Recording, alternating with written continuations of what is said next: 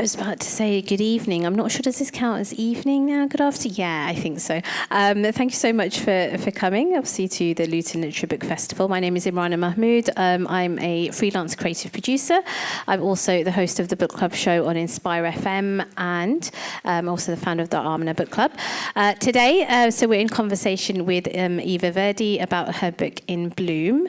I'm going to start off with an introduction. We're then going to delve straight into some of the kind of topics of the book itself, but also Eva's writing journey. I think it'll be really lovely to hear about that as well.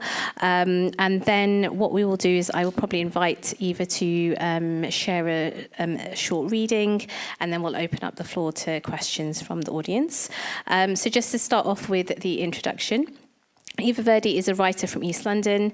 Identity, class and female rage are recurring themes throughout her work, and her debut novel, Lives Like Mine, is published by Simon and Schuster.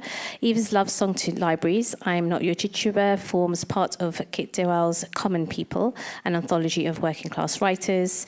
Her words are featured in Marie Claire, Grazia, Elle and The Big Issue, also penning the new foreword for the international best-selling author Jackie Collins' Goddess of Vengeance. So I think that kind of brings us on nicely to kind of welcome Eva into the space, welcome Eva into, to Luton as well, actually. So what was your first impressions of Luton? It was the mural coming out of the train station. Okay. So I took a picture and thought, I'm clearly meant to be here today. No, that's exactly it. I think that's always lovely coming out of the station and seeing that kind of warm welcome. And actually, just before I go on to the first question, just very quick trigger warning, because the characters obviously deal with coercive control. There might be some mention of that. So if at any point you feel that you need to take a moment, obviously feel free, please, to do that. But yeah, so coming on to In Bloom, let's start off. I never know if it's an easy question, but what was your inspiration to write it? Yeah, it sounds very strange, but it was really sort of, I just hear voices of this family of women. I'd sort of catch a sentence and then I'd write it down to sort of, trying to figure out who these women are and their worlds and their story. So it was a bit like being told the story. So I was sort of like the channel almost, which was quite different from my first book, which felt very personal. This is sort of completely sort of fiction. And it was sort of Delph's story that came to me first. But it seemed that if I told it purely through Delph's eyes and Delph's perspective, we wouldn't have the roundness of story that I hope we get. Yeah. So it was sort of to take sort of the grandmother's story, Moon, and then Delph, the 40-year-old daughter, and then Roche, the sort of teenager about to spread her wings.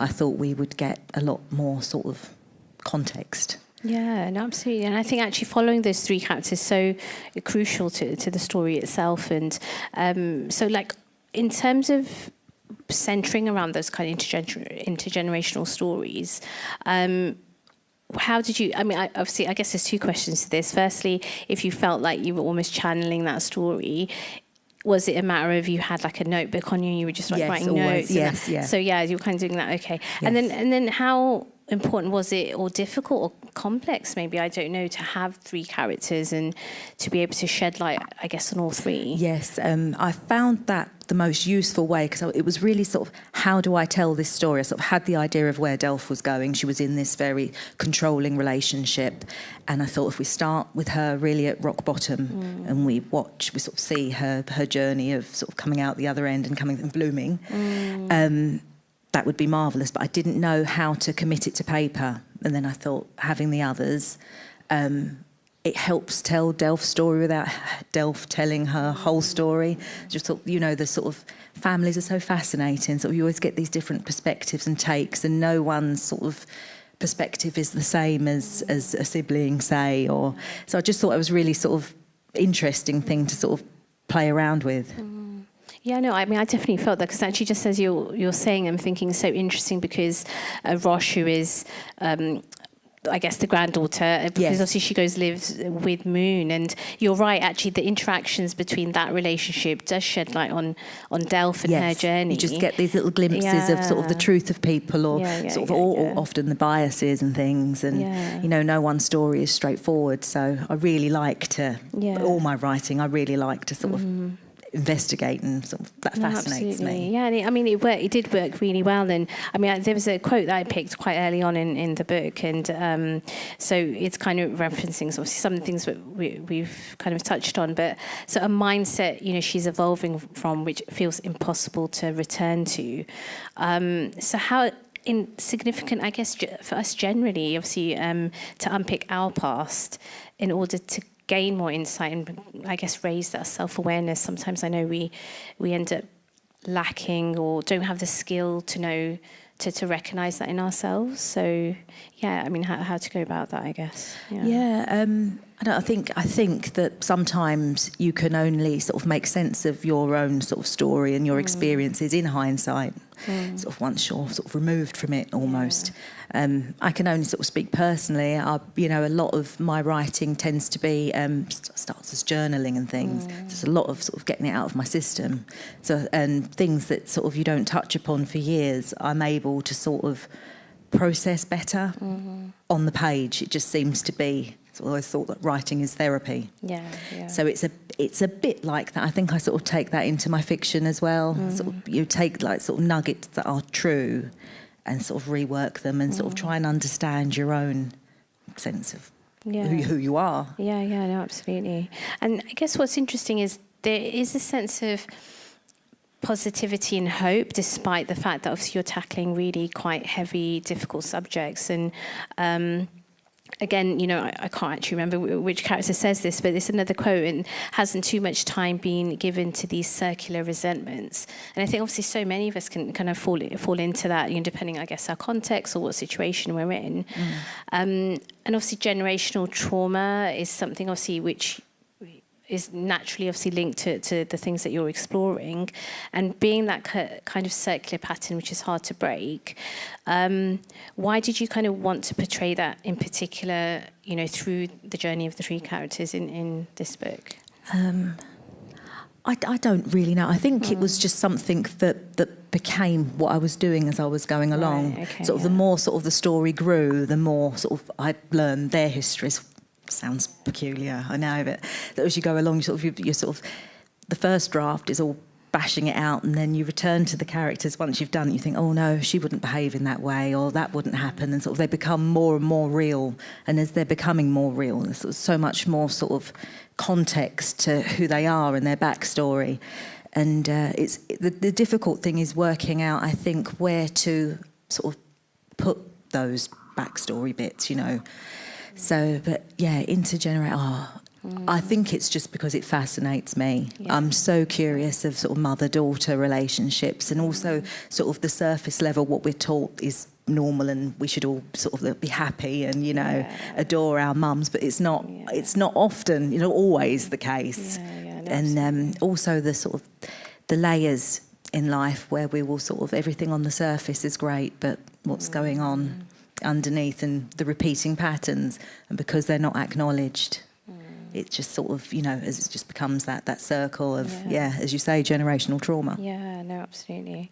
And I guess I'm interested in about yourself as obviously as a writer, but also when you were younger, and what kind of inspired you, I guess, to basically become a writer. And were you a reader at a young age? Oh, massive reader, and a writer too. I think I've always written, but didn't take it seriously. I mean, I've got sort of books and little short stories and diaries from when I was about sort of 6 or 7 that I've managed to sort of keep hold of over the years. So it's sort of it's something that has always been a constant, but I never really I didn't take it seriously, because I just presumed people from backgrounds like me didn't grow up to be published authors. So sort of many jobs and many sort of hats, and then came back to this. My daughters, they started school. I had 3 daughters within 18 months of each other, So it was like a big baby bubble, and then they went to school and I felt a real spare part. So it was like, do I go back to sort of the job I didn't enjoy, or sort of whilst they're at school, I returned to adult learning and I did a open university degree. And that just relit the spark of writing, and couldn't leave it alone. And then this is clearly, I've got to pursue this. Yeah. And that's so lovely to hear, because I think, again, we had a conversation actually one of the earlier sessions about, as women writers, obviously there's so many different, I guess, blocks and challenges, and ageism also kind of almost being one of them, and the fact that actually it's really important to acknowledge that we can come to things later on in life, and we can non-traditional routes, and that it's so important to, I guess, to acknowledge, to honour, and to celebrate those things as well. And I think maybe just a little bit about the fact that we do sometimes come up with those challenges. Again, kind of quite early on in the book, there's another quote that says that when you add ethnic minority, that all the words melt as one, guaranteed not only to close minds, but to close the door on a murder case. And obviously this is specific, looking at Delph's, obviously, partner, I think, Sol, and obviously her kind of reflection on his death, and I guess the impact then that obviously that had on her life. So it really made me think, obviously, that we're really, even now, living in really precarious times, especially for those of us from like minoritized backgrounds. So how do you think like reading can really help challenge that and open minds, in essence, really? It's all about empathy, isn't it, reading? It's putting yourself in somebody else's shoes and briefly living somebody else's experience, and hopefully the other side of it you'll come out a little bit sort of kinder and understanding, if you're willing to do that. This is the thing, it's getting people to engage, isn't it, and to do that, because I do believe sort of reading can change the world if you really want it to. Yeah, no, absolutely. I think it's so much about just having the intention, right? You have the intention. You have to want to, I think. Yes, it kind of has that ripple effect. And what was it like, your kind of publishing journey, I guess, with this particular book? But obviously this isn't the only book that you've written. No. And what kind of maybe challenges have you maybe experienced, but also like what are the positives that you've seen? Because obviously there are changes. There are, yes. But just maybe a reflection on that. When I was sort of sending out the first book, before I had an agent, sort of in that phase where you think it's good enough to begin to sort of get some interest. And if it wasn't met with silence, it really was sort of, this is just not for us. It was so sort of cut and shut. And it was only sort of thanks to the tutor I had through my open university degree, said you probably will have quite a hard time getting a character like Monica published. She was the character of my first book, sort of I get mixed race, sort of middle age. And even in my sort of the submissions letter that I was sending out to agents, I'd sort of my little sign off was something like brown, working class. Women are not often represented in fiction, but being sort of difficult, brown and working class, I know that there will be an appetite for it, but no one took it seriously, which was why I thought I need to find another way in. And I was fortunately selected for Kit Duvall's Common People anthology, and that just opened more doors. So I had mentoring off the back of that, and just sort of like an introduction to the industry. But what Common People was an anthology book with 12 very established working class writers like Mallory Blackman and Damien Barr, paired with 12 unknown writers, and the hope was all the sort of pieces would all be muddled together and you wouldn't know who was the professional and who wasn't, and it was really brilliant thing to be part of. And it was just it was nice to sort of have an introduction to the publishing world where you're in a group. It felt a little bit safer. Because it's just been such a massive, everything I do, I just feel I'm learning as I go along, because you just don't know when you're not from this sort of world. It's you don't know how it works. It's a mystery. And do you think that that's enough emerging writers are still kind of getting that support, and what or if there isn't enough, what might you think would be the next thing to help? I don't know. It's wonderful. I don't think, because my fear was sort of that it was just a phase and it would go. But I don't know. It seems to be getting harder and harder to be published in the first place. I don't really know how we. All I know is that from how I sort of got my foot in the door, with thanks to sort of regional writing centres and Kit, I've just wanted to sort of pass back. So with that sort of being in that book, I was mentored, so I mentor now. So it's sort of keeping it moving and sort of paying it forward, and doing all the things that helped me. I'm trying to do for other people. Yeah, no, absolutely. Yeah, it's just, I think it does become about paving the way and just holding the door open and exactly. keeping it. Yeah, no, absolutely. And then coming back to obviously In Bloom that you've written, and of course it makes so much sense. I think it's beautiful title. It really does capture obviously what the book is about. Thank you. But it was kind of making me think that it seemed to live quite busy lives, whether it's because of social media or, because of work and the cost of living crisis. There's so much, I guess, that, we're kind of going through as society. But, the characters in the book, at some point, they have a chance to really sit and reflect somehow on themselves, on their relationships. And why do you think it's important, I guess, to make sure that we are giving time to reflect and process our feelings, but also in some ways deal with grief? Because, in essence, that's what Delph kind of needs, and maybe she has to some extent, but at the same time she hasn't, which is why she ends up, I guess, in this relationship with Incy. Yes, she is. So I'm not quite sure what my question is, but kind of, the importance of pausing and reflecting so we're able to notice the situation we're in and address it. Yes, I think it is can be quite a natural response when something happens. Just keep busy and not let yourself sort of feel the feelings. I know you have to and you should, but I don't think it's the easiest thing to do. I know sort of things. It's only sort of when I'm writing that I think, that's clearly what I'm sort of. That's from years ago, but I can see the link to what I'm sort of doing. It's sort of you're processing things, and sort of I suppose through your characters and through their stories, you're making sense of your own stuff as well. It's just I just love to get in the heads of them, really. You do.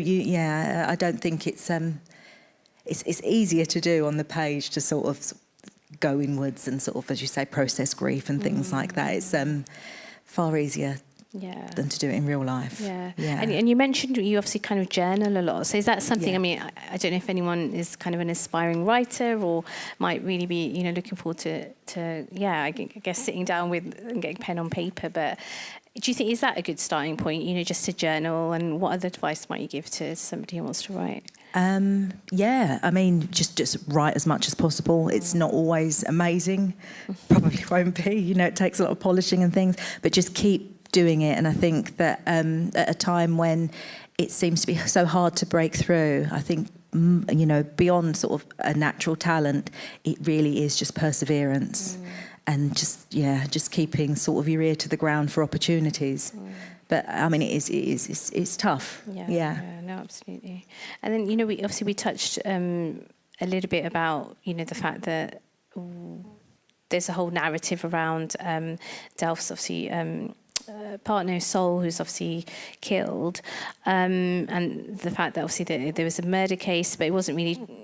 Like we said, there wasn't actually, because it was kind of almost ignored. Yes. And then further on in the story, there's another quote, I guess, related to that, and it says, the death of an innocent black life is never shocking enough. And I mean, that was just that sentence in itself I thought was quite powerful, and it obviously made me think that, especially since the killing of like George Floyd in the US, and even more recently in the British, because I think sometimes we do tend to get hyper-focused on the US, sometimes, and we forget actually the similar things that even happening within, the UK, and even the recent acquittal of the police officer in the killing of Chris Cabba as well. Do you feel as a responsibility as a writer to to shed light, I guess, on prejudice and racism and things. Yeah, I think that it's hard because it feels like a massive responsibility, and it might be quite nice to write about sort of dragons and unicorns and something, but I don't know, something compels me, I think, because it is just your lived experience, and you can't ignore the colour of your skin, you can't ignore these things, and I think again it is a way of me understanding how the system works and the nuts and bolts of it all, and how it is unjust and unfair, and how it's never going to work in your favour. And it is really it is a massive topic, and it's sort of my first book, Lives Like Mine, was written in the aftermath of Brexit. So it was about a middle-aged mother of three who, because of the referendum result and the re-emergence of such bigotry, her in-laws suddenly felt that their views were sort of completely acceptable. And it's the story of her. She's been eaten away for years by their sort of never knowingly sort of disguised bigotry, and her sort of reaction and rebellion from it. And so much of that was sort of written in tandem with sort of Brexit and all the muck that come with it, and all the it was sort of from a really angry place, whereas this, I feel, was a more emotional place. It's still sort of the same topics, but it is sort of it's a more of a heartfelt than a rage, I mean, I'll definitely have to read, obviously, your first one, just to, so that's my... I mean, my to-be-read pile is already quite big, but I'm going to add that. But I think it's so... I guess my next question to you is, if you're, for example, you've written this book, which I guess does feel quite restorative, but then, having written the first book, and again, still having to feel like you want to write those things because it's important, like you said, because you've lived experience. And I guess in some ways I can imagine it be quite cathartic, but how do you hold on to a sense of hope and positivity for yourself, and how to, I guess, emanate that to readers? It's tricky at the minute. I can't. It's such a weird time. I'm not really finding it very easy at all. It's very, I feel very emotional at the minute. Sort of, you'll be sort of on your phone, you might be sort of promoting something book related, and then you'll see some absolute horror in the next post, and then you're in tears, and it's just this trying to sort of manage your real life while such awfulness is going on at the same time. So at the minute it is really sort of journaling, getting things out, trying to sort of find joy in the little, like, your family, and but it is I'm not doing very well at all. No, it's quite quite a lot. No, I think you're right, and I think it's so, and I think maybe it is at times like this that spaces like this become quite important and almost sacred, because we're here with the intention of really wanting to learn from one another, and obviously kind of grow that empathy. And I think you're right that it is important. I mean, as a reader, for me, I feel like it's cathartic for me to read those stories, because I then feel my lived experience is being represented, and I think that's important. Yes, and at the same time, I think that's what's then so nice coming together as a group, because then you're able to talk about these things and in some ways process them as a unit almost. Absolutely. So I think there's definitely power in that. So because you've got the title In Bloom.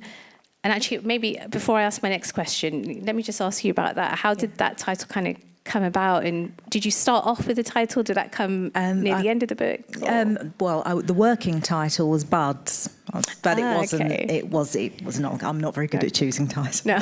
So that didn't work. So we went for In Bloom, which sort of had the same saying the same thing. Yeah. The first draft was a lot darker than that. So sort of the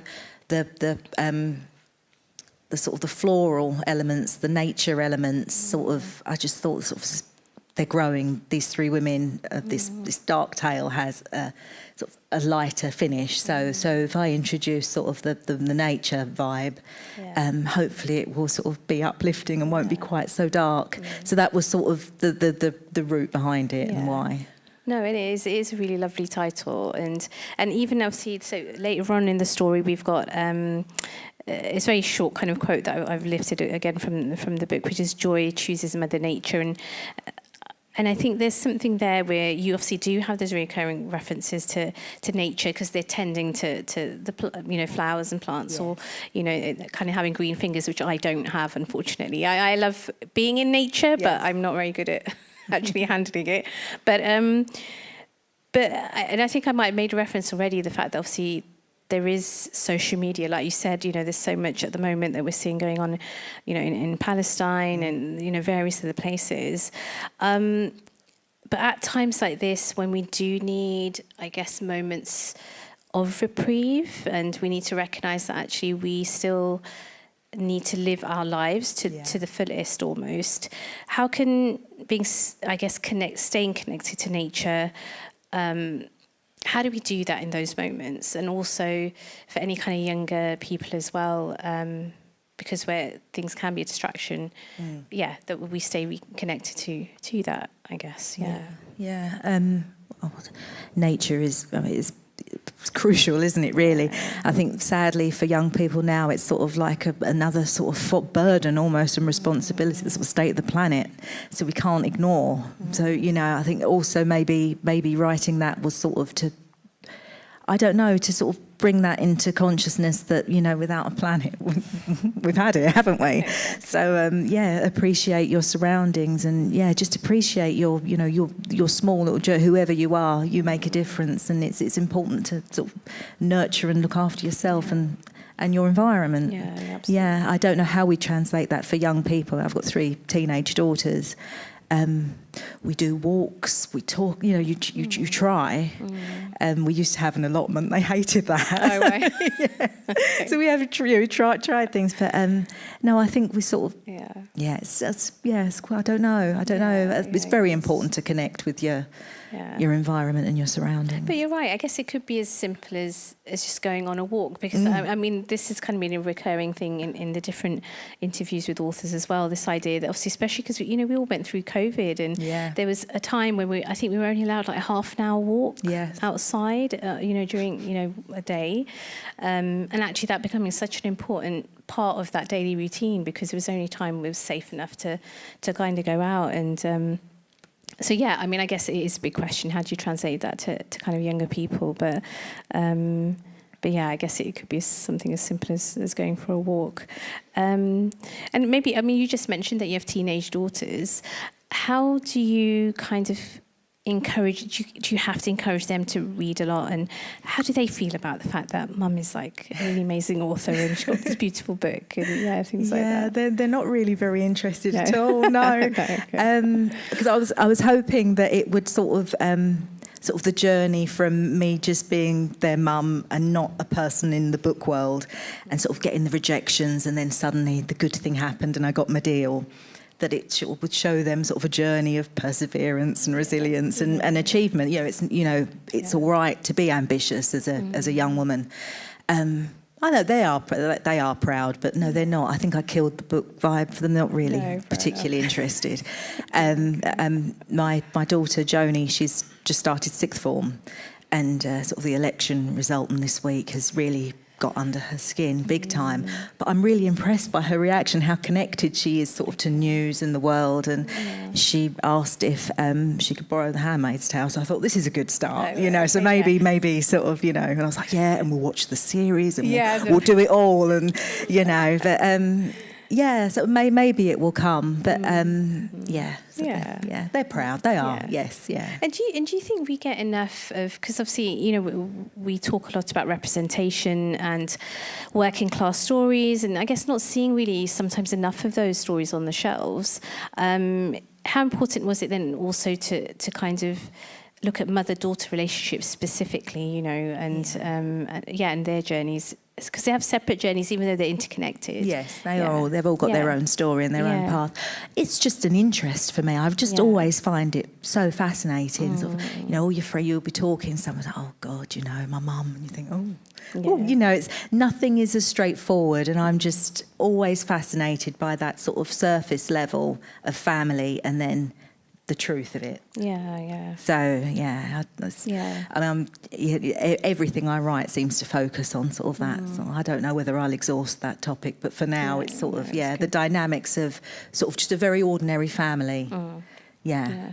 And I think it's really important, I think, that we're able to read those ordinary kind of stories of ordinary families, because otherwise, we sometimes fall in a habit, whether it's books or films, that, we have certain tropes and stereotypes, and they seem to get published very easily or get massive TV deals or whatever, because they're rooted in something is easy to watch or I don't know, whatever it might be. So I think it's definitely important that we still kind of push the normal stories. The normal stories. I'm writing something at the minute, and the characters with vastly more money than they slot in this book, and it is so funny because I'm always sort of like, how did they get that? I've always got to know the nuts and bolts, because I just can't. So you see things on the telly or you read books, and it's just these elaborate. How did they get that house? How did? Because I've got no money, I'm always fascinated by, it's what's presented isn't reality. So I might go the other way, where it's a bit more sort of grottily domestic. But it's where I exist. It's where I'm familiar. So. No, and it comes through really well in the book, and I think it's really lovely to be able to read that gritty side, but also like we've said already, the kind of beauty in the relationship. Even though you get conflict and tension, that's I guess part of life, isn't it? And I think because we get sold. I feel sometimes we do get sold, and maybe it is a lot more to do with the way things are marketed, this like perfect life. Everything's so shiny and bright. Because like you were saying that we're presented with like the surface level, and then we're almost afraid to look actually underneath. But I guess it's not until we do that we can start addressing whatever the issues are. And it's so easy, I think, not to now with things like social media. You just projecting this amazing image, and it's never the truth. Not really, is it? Exactly. There's always something. Yeah, that's right. There's always sort of 50 pictures behind that great one, and so many things. And I don't know. I'm just really, really interested in all that. No, I think it's great. The veneer of life. No, exactly. No, I love the way you put that. And I guess that. Oh, I have another question, but I wonder if this might be a nice time for if you're happy to do a reading. Yeah, of course, Okay. So then, if you do reading, I might ask another couple of questions, and then we can kind of open up to the audience. Great. For a bit of context, this is Delph, the main character's attempt to leave the coercive relationship that she's in with Itzy. This is before Barack, 2013. The same night, the Evening News announced that Obama had won his second term as president. Delph, for the first and only time, tried leaving Itzy. Rosh was staying the night with her nan when Delph had packed a bag, and knowing Mother Moon's would be the first place he'd look, she'd readied herself for upstairs. To Gina, who knows it all yet knows nothing. But she loves Delph. Gina's the only person she can trust. As Itzy snored on, Delph silently grabbed the essentials: trainers, knickers, purse and phone, toothbrush, passport. Her passport's been missing for years. Vanished after a fallout because Delph dared speak to the same man twice during the weekly turn around Sainsbury's. He'd let her overtake him in the freezer section, and when they got to the tills, he'd made the fatal comment, "We ought to stop meeting like this." Innocent, predictable banter, deep as air, same as Delph's polite laughter that followed, and meant nothing.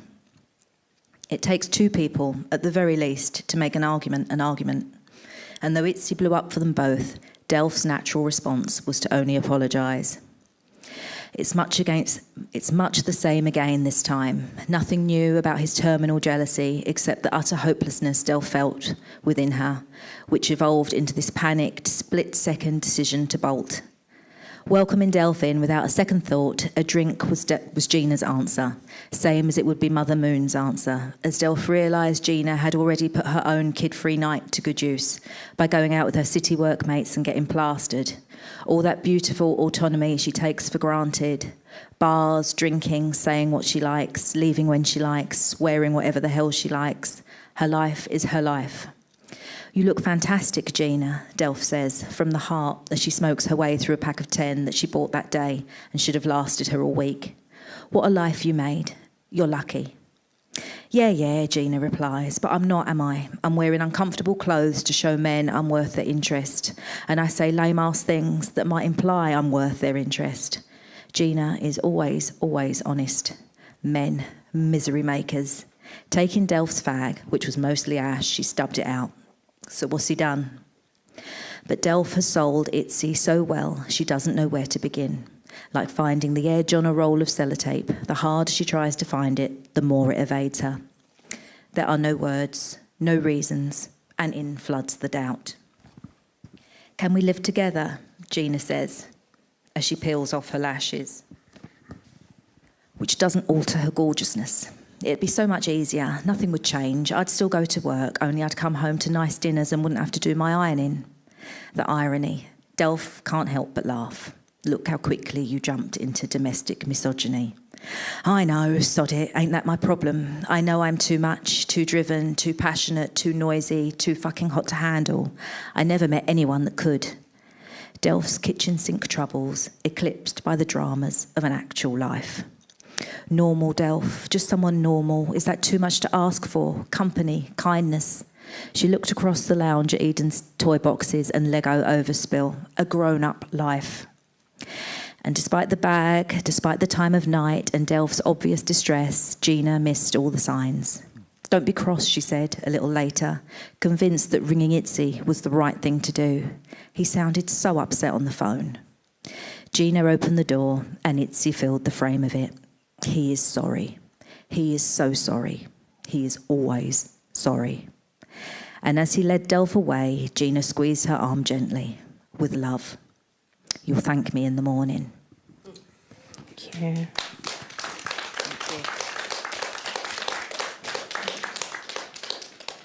Thank you. That's so beautifully read, and I think it's always. I was saying this earlier on as well, but really is. I definitely find it a treat to hear the author, because when we're at home and reading, obviously we've got our own voice almost, but to hear it from the authors is always really lovely. So thank you so much. And I'm going to have one question, and then we'll open it up. So I think the actual title of the chapter. Does it have the word therapy in it at the end, or I can't remember? Yeah, I think there is. Right at the end.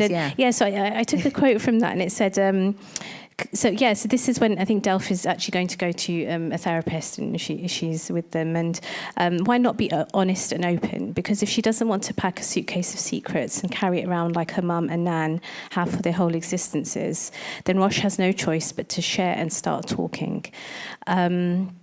So the question really is that, do you think people are now more open to seeking kind of therapeutic support?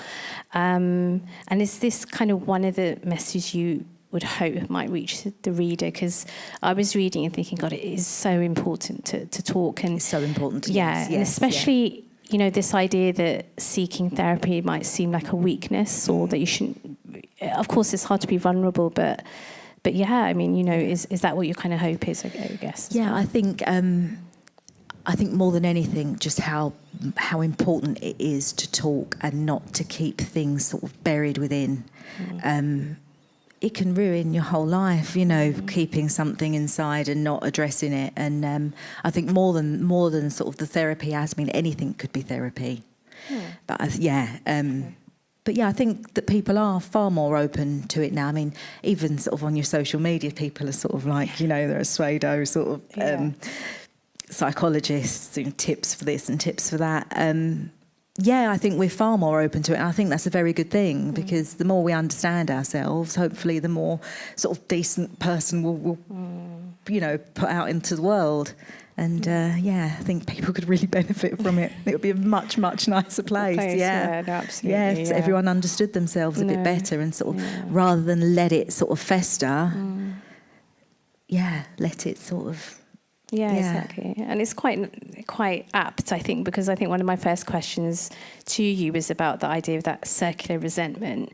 So I guess, talking really does break that, doesn't it? And just acknowledging it and creating space where you feel safe enough to be able to talk about those things. So I think that's kind of my questions done. So I'm just going to open up to the audience. So we've got a roaming mic because the session is being live streamed. If you'd kindly just speak into the mic if you do have a question, so people at home can kind of pick it up as well. So you can just put your hand up, and then we'll come around with the mic if you have any particular questions.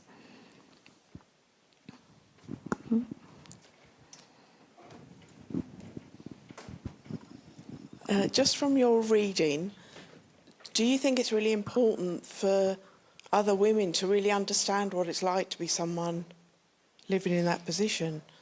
Because obviously there's some misunderstanding there, isn't there? Of course, yeah, and it is this sort of, why don't you leave? How are you there in the first place? And I think that this book, it opens, the stealth story opens with a termination, and it's sort of her clarity moment of, does she spend the rest of her life, because a baby means she'll be with Itzy forever, and it is sort of her dawning moment of clarity, and sort of the story takes action from there. And I wanted to do that because I think that as women often we're so judged, and so everyone has an opinion on your actions. Nothing will ever be right or good enough. And I think to start where you will be very judged on page 1, and we'll see how you feel about her come the end of the story. And I think if everyone could have that empathy, we'd be in a much better place. But it is such a difficult topic to address. Itzy came about from sort of it's like Frankenstein's creation of all sort of the horrible relationships I've had, my friends have had, that sort of cobbled together these elements of truth into this monster of sort of fiction. Because it does happen, and it is important. It's so important that it's not a sort of a shame. And so many things can be attached. It's not the woman's fault at all. It's the monster that's doing the controlling. It's such it's strange, isn't it? Yeah, I hope that answers your question. Thank you. Yeah, thank you. Would anyone else like to ask a question? Thank you. In terms of the writing process, how did you know where the story was going? So you said that the characters kind of came to you one by one. Yes. And obviously with family dynamics, it's an ongoing thing. There's no ending. So how did you know how to end it? Yeah, I struggle with an ending because I like to think that they'll just go on in their very ordinary sort of lives, but in a sort of better place. So to end it, I sort of thought rather than sort of do it neatly, we just end on this sort of element of hope. I like to think maybe in time I might pick up them again. So I wanted to sort of leave it open as well for that sort of possibility. I never really have an ending. Sort of, I'm a very chaotic writer. I don't really, and emotional too. I don't sort of plot or anything like that. So I sort of hope as I'm writing, some end will come to me in the process. I'm very messy like that. You'd have thought I'd have learnt because I'm doing the third one, but it's the same. Fair enough. It's each to their own, isn't it? Whatever works. So yeah, exactly. Yeah, thank you for that question. Thank you. Would anyone else like to ask something?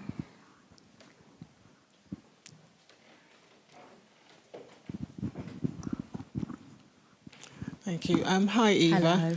Hello. Just wanting to know, has this book taken more out of you emotionally than previous books? And if so, why? It's a different kind. This was emotional. The first one was more it was rageful. It took a lot out of me, but it was sort of that fight to be published as well. It was sort of that hunger to sort of be noticed and picked up and sort of find the agent and the publisher. Whereas this was sort of written while all that was going out, really. So I sort of really had to cocoon myself off and sort of dig deep. I think this was probably, far harder to sort of write, yeah. Okay, thank you. Yeah. Thank you. Yeah. Hello, I just wanted to ask a question that brings together a couple of the things you were talking about. Firstly, the representation of working class characters, but also what you were saying about the tropes in literature and the facade on social media. Do you think that there's perhaps a danger that readers will not want to see ordinary people, that they would rather, have a kind of glossy lifestyle presented to them? Or do you think that perhaps the glossy lifestyle that we have makes us more liable to want to see real life in literature? It's interesting, isn't it? I think on one hand, yes, we want that sort of facade because it's sort of aspirational and sort of, you just want it to be easy and nice. You don't want to sort of deal with it. And I think in Bloom, the current mood of England and everything, if you are in a pretty miserable place, you might not want to. You might want your escape, your light sort of stories. You might not want to sort of, maybe if, sort of the sort of climate improved. I don't know. It's interesting. I seem to want to dig more into it. So I can only really speak for myself. It doesn't show any sign of sort of losing interest of these ordinary sort of women's stories. Yeah. Yeah, I mean, that's such a great question. I'm just thinking myself as well that it's so interesting because absolutely, I mean, the fact that you use the word facade is really quite accurate, isn't it? Especially Instagram, where it's so visual and aesthetic, compared to then, like we were saying, if we really kind of delve deep and see the messiness. And I guess, absolutely, depending on our own context, sometimes that might be really confronting, but other times, maybe we really want to kind of have a look. So there's a lot to think about. I'm going to go home. I'll be trying to get to sleep tonight, trying to find what I think about that. So no, thank you. So we've still got time for questions if anyone would like. Are we all good? Okay. So I guess I know you mentioned obviously you're writing. You're working on something now, and also for them people to follow that work, and what's the best way to follow you, and just keep up to date. X, I'm gonna duck out. It's so funny because every single author has said exactly the same thing when they mention Twitter or X. It's so that's over. So maybe potentially other platforms, but I am on Instagram. And I'm writing the third, and by then I hope I will have my act together and have a website as well. Okay. So there's all these plans. But first and foremost at the minute, I'm really sort of I'm editing the third, which fingers crossed will be out next summer. Oh, fantastic. Okay, so I've got that to look forward to. Fantastic. But I guess we could kind of bring it to a close here and say thank you so much to Eva for obviously her time today and for sharing and obviously writing the beautiful book, which is in Bloom. And thank you obviously to all of you for coming along today. If you've been here all day, that's, fantastic. But also even, to be in this space together, it's been a wonderful experience for me as well, to not just connect with authors and but the audience. So I am just going to mention two things, and there is an evaluation form, which I know is really boring, but it's really important because obviously these fantastic events are funded, and it's really important to kind of collect that feedback so we're able to hopefully keep drawing down more funding. You can do those, I think, online, but are there also, Amanda, paper ones? Okay. So we've got paper ones here, so you can't run away. We're gonna trap you and give you pens as well. And also say that there is an after-party event which is taking place. That is at 6:30, and that's going to be basically hosted by Lee Nelson, who is a local poet, and he is basically debuting his new work, which sounds really, really exciting. So that that's obviously taking place here in... Oh, 7, okay. Okay, fantastic. So that'll be here at the Hat Factory, and if you're still free and available, please do come along. But otherwise, have a wonderful rest of the evening. So thank you very much.